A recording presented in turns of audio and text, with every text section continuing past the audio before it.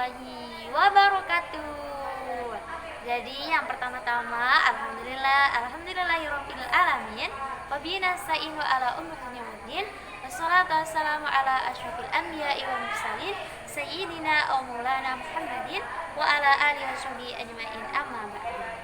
Dan kedua kalinya yang saya hormati ada Abi Hanif Umi Ida selaku pengasuh pondok pesantren Super Khairah Raibah Hanifida serta para jajaran pengurus beserta teman-teman yang berbahagia, dan tak lupa kedua orang tua saya yang berada di rumah. Jadi pada malam hari ini, kali ini saya akan presentasikan tentang peta imajinasi saya. Jadi di sini ada dari pelajaran fikih dari judul dari zakat. Jadi zakat di sini tuh terbagi menjadi dua. Yang pertama itu ada zakat fitrah dan zakat mal. Jadi di sini saya akan jelaskan tentang zakat fitrah. Jadi apa sih itu zakat fitrah? Jadi zakat fitrah itu ketika dia tuh mengeluarkan sesuatu itu, dia dikeluarkan tuh adalah makanan pokok.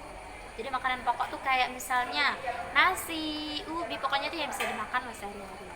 Jadi takarannya buat orang yang dikasih tuh ada 2,5 kilo per jiwa. Jadi per jiwa tuh maksudnya satu orang. Jadi kalau misalnya satu keluarga tuh ada 2 orang, berarti berapa? 24, ya berarti kalau 2 berarti salah satunya 2,5, satunya lagi 2,5, seperti itu. Jadi zakat fitrah ini wajib dikeluarin bagi orang yang mampu. Jadi kalau misalnya kita tuh mampu ya, kita bisa, jadi harus dikeluarin. Dan ini juga biasanya dikeluarin paling banyak tuh ketika mendekati Idul Fitri, seperti itu. Jadi kenapa sih waktunya tuh Idul Fitri? Jadi kan orang yang menerima tuh kayak misalnya orang miskin kayak gitu ya. Jadi ketika Idul Fitri kan hari bahagia tuh ya pasti ya. Jadi ketika kita telah mengasih makanan pokok itu, jadi besoknya orang miskin itu dia bisa bahagia dengan makanan itu. Jadi ada yang dimakan, terus dia juga nggak lapar lagi, terus dia juga bahagia pastinya ya, seneng kan ya pasti dapat makanan pokok. Makanya kenapa itu diberikan pas waktu ketika Idul Fitri seperti itu. Jadi ketika misalnya dia tuh sekarang tuh kan banyak tuh ya para artis lah, para apa, pasti kan punya bawahan, bahasanya tuh pembantu. Jadi bagi atasannya atau bagi majikannya tuh dia tuh wajib untuk mengeluarkan, wajib buat ngasih, atau bahasanya bukan zakat ya, pasti kayak THR lah, tunjangan hari raya, biasanya kan zaman sekarang masih kayak gitu ya. Jadi para majikan tuh wajib.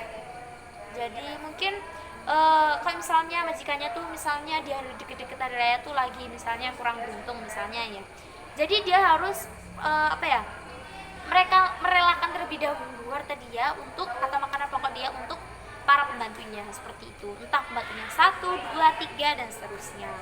Jadi tentang zakat fitrah ini buat apa sih zakat fitrah itu? Jadi zakat fitrah itu buat untuk membersihkan diri kita. Jadi misalnya kalau kita tuh pasti entah sebelum atau sudah Ramadan pasti kan banyak dosa, terus kita juga pasti ya namanya manusia jauh dari kata sempurna, pasti banyak khilafnya. Makanya jadi salah satu untuk agar dosa kita terampuni itu kita harus menunaikan zakat fitrah tersebut. Jadi di sini terjelaskan dalam surat Al-Baqarah ayat ke-43. Jadi silakan dibuka. Kemudian yang kedua mengenai tentang zakat mal. Jadi zakat mal itu apa sih? Jadi zakat mal itu ketika dia tuh mengeluarkan sesuatu berupa harta atau kayak emas, perak kayak gitu. Dan dia tuh wajib, hukumnya juga wajib. Tapi ini bukan bagaimana. Jadi kalau misalnya kan dua-duanya tuh wajib ya, tapi yang paling wajib tuh ada di zakat fitrah tadi. Jadi yang kedua nih jadi kalau misalnya bener-bener mampu boleh kayak emas, perak, kerbau, unta gitu. Jadi bahasanya tuh kayak misalnya contoh Idul Adha kan pasti banyak tuh kambing, kerbau kayak gitu. Dan ketika dia tuh memberikan kepada anak yatim, maka itu dinamakan zakat mal. Di sini tuh jelaskan dikeluarkannya itu selama 1 tahun, misalnya 1 tahun sekali dikeluarkannya. Jadi syaratnya itu ada di beragama Islam pasti, terus dia juga udah paham, Terus kalau rukunya tuh dia harus niat, jadi benar-benar niat karena Allah, bersihkan diri juga. Dan ada harta atau ada sesuatu yang akan diberikan seperti itu.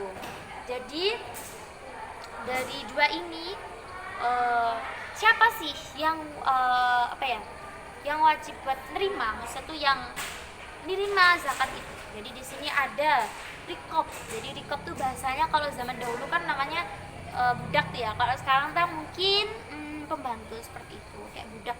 Oh, kayak budak seperti itu. Terus yang kedua ada ghorim. Jadi ghorim itu dia yang orang yang utangnya belum lunas. Jadi kalau misal utang belum lunas kan pasti juga gimana ya, utangnya dulu lunasin, jadi pasti butuh bantuan seperti itu.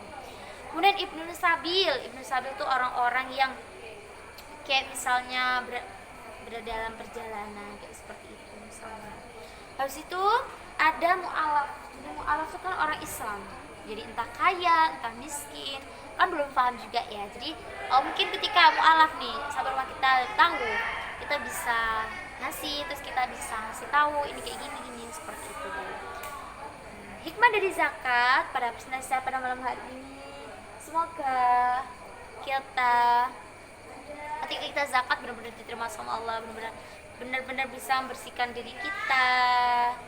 Ya, mungkin sekian presentasi saya pada malam hari ini. Sekian. Bila ada kesalahan, mohon maaf. Semoga bermanfaat bagi saya dan kita semua. Wabillahi taufiq wal hidayah. Wassalamualaikum warahmatullahi wabarakatuh.